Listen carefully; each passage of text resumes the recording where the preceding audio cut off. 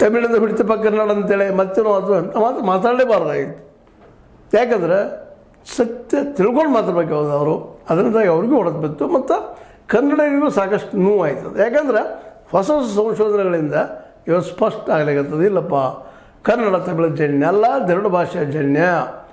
Even Tamil ಸಹಿತ ಎರಡು ಭಾಷಾಜನ್ಯ. ಆದರೆ ತಮಿಳು ಒಪ್ಪೋದಿಲ್ಲ ಅದನ್ನು. ತಮಿಳಿಂದ ದ್ರಾವಿಡ ಹುಟ್ಟಿದ್ವಿನ ದ್ರಾವಿಡಿಂದ ತಮಿಳಲ್ಲ ಅನ್ನೋ ವಾದವನ್ನು ಅವ್ರು ಮಾಡೋರು ಸಾಕಷ್ಟು ಇದ್ದಾರೆ.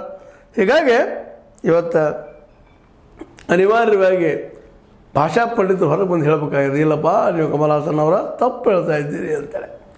ಮತ್ತು ಕಮಲ್ ಹಾಸನ್ ಅವರಾಗಿರ್ಬೋದು, ಜೊತೆಗೆ ತಮಿಳರು ಆಗಿರ್ಬೋದು, ಅವರು ತೆರೆದ ಮನಸ್ಸಿನಿಂದ ಸತ್ಯವನ್ನು ಒಪ್ಪಿಕೊಳ್ಳೋ ಪ್ರಯತ್ನ ಮಾಡಬೇಕಾಗಿದೆ.